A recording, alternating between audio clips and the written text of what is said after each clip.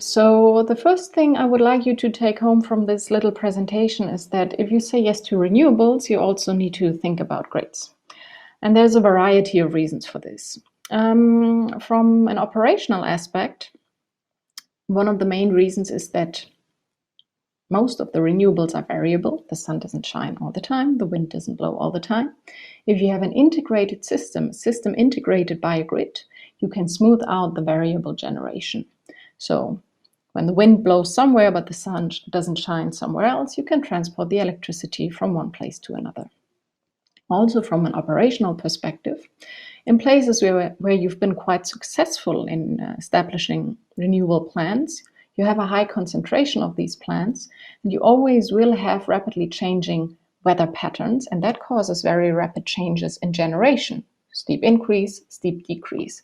To balance this out, a grid is extremely useful. From a geographical and cost perspective, grids are useful, because very often the highest potential for renewables is very often just very far away from where people live and consume.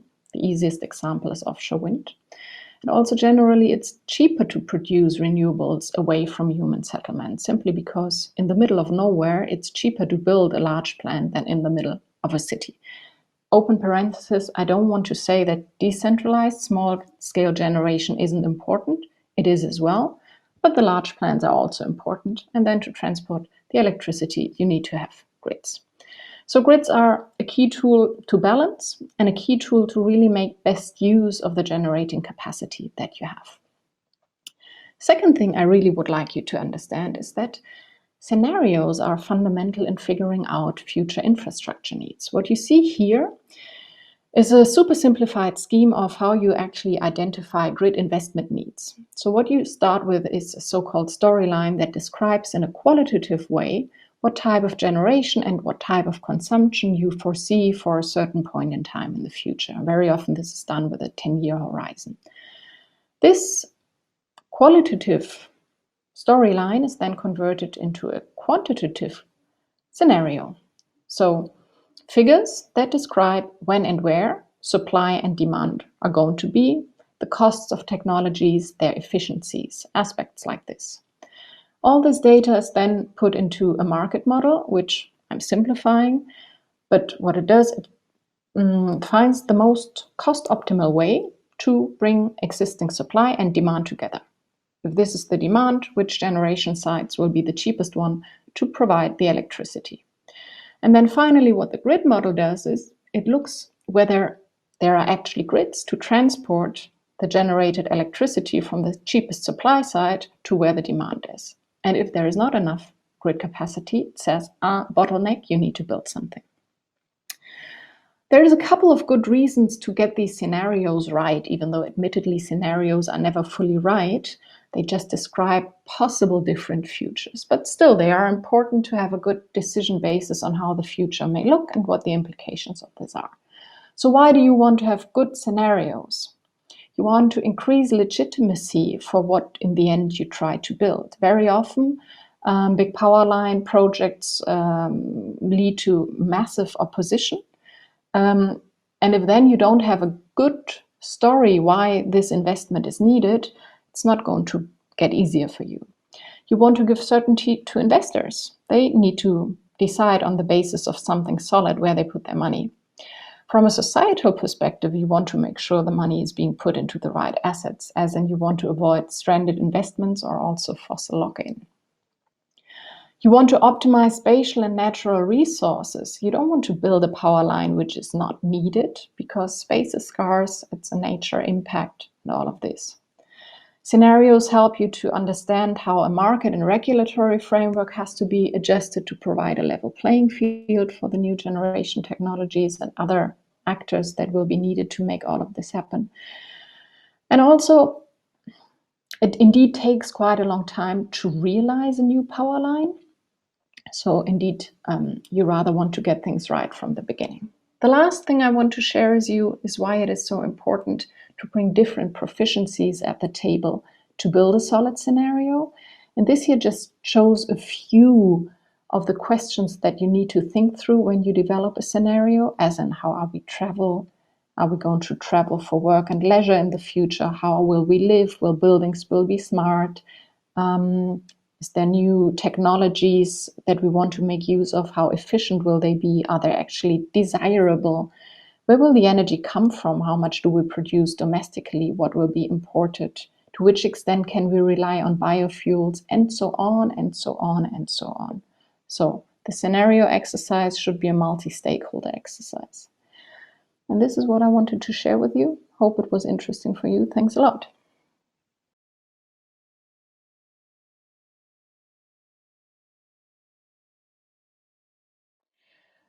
Several aspects that come to my mind. One is that you have to have generally more smartness in the system to make better usage of the existing grids.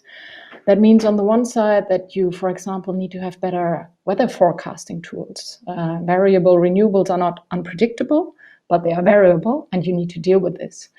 On the other side, before you build new power lines to integrate more renewables, you want to make sure that you can really make use of the existing capacities. And because of the variability of generation, you also want to be, in a way, as variable as possible in the usage of the capacities, which means you want to work with modeling tools and sensors, for example, to understand what maximum capacity you can make use of in the power lines at any single point in time. As a second aspect, there is no way around building more grids, and there is a couple of very simple reasons for this. For example, the best generation of renewables is very often far away from where the electricity is actually being consumed. Easy example is offshore wind. Also, it's easier to economically build large renewables plants far away from human settlements. Again, you need a power line just to transport the electrons.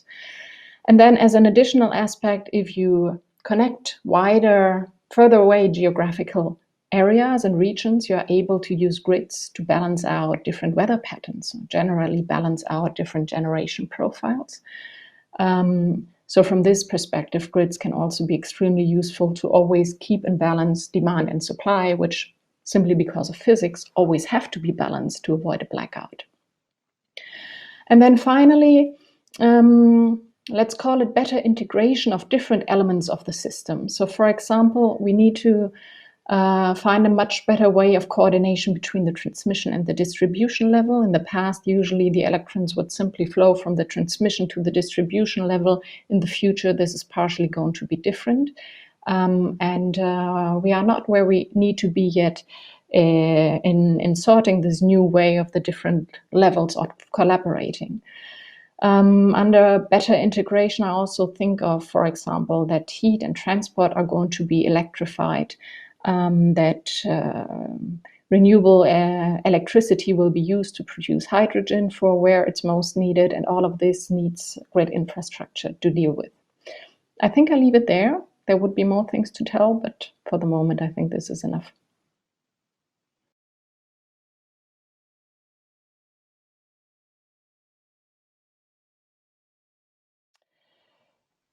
I live in Europe. That's a region where electricity comes out of the plug miraculously at any single point in time whenever you want, the way you want it, which means that grids, new power lines are usually perceived primarily as a massive intervention into the local environment, and this is it.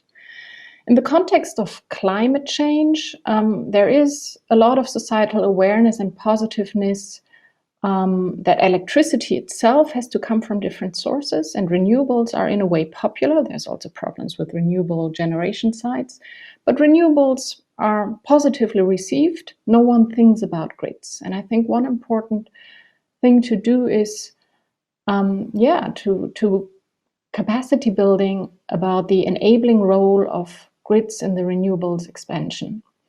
At small scale, in many places, people think about community power projects, for example, and they can't realize them because the grid connection is missing.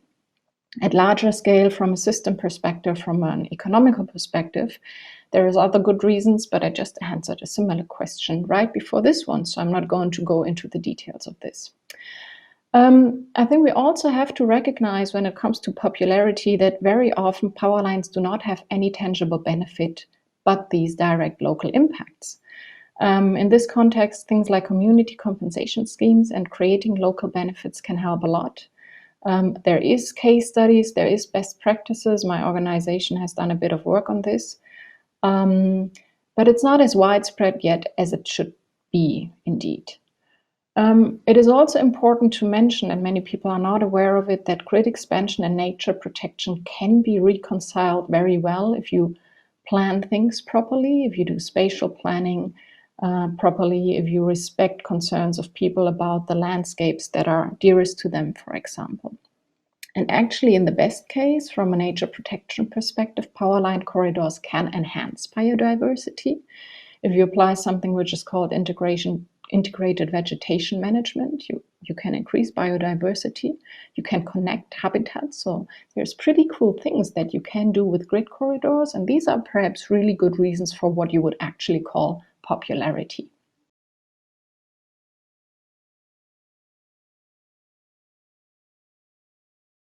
I would say the answer to this question depends quite a lot on where you are and what you do. As one example, I can think of you may be living in a community that is interested in developing its own community power project. And in this case, what you should be looking into is how to make sure that such a system can actually be connected to the local distribution grid, which will be crucial for you to be able to also feed your electricity into the system, and which indeed is an issue in many places where people are interested in community power, but the distribution system operator is simply not willing to play the role.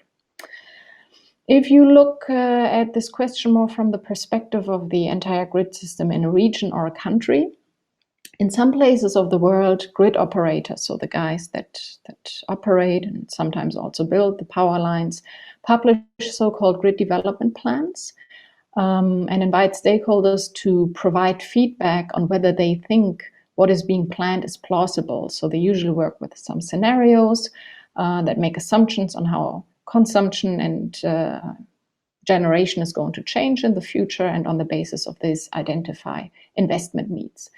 And if you're really interested in this, you should try to find a way to be an active stakeholder in such a process, to fully understand and to question the assumptions about the identified investment needs and take it from there. Now, I said this is in some places of the world, and in some places it's more advanced, in some it's less, in some places the process is more transparent, and some it's less transparent.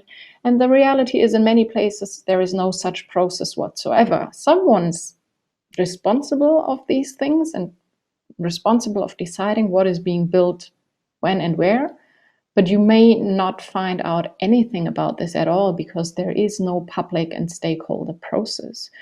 And if you happen to live in a place like this, actually what you can do is start the groundworks, identify who the people who do operate the system and who do take the decisions are, and the institutions who decide how all of this shall be done, and start knocking on their doors and being obnoxious and telling them they need to be transparent and share their plans with you and listen to you and your concerns to see whether you can build the energy system of the future together.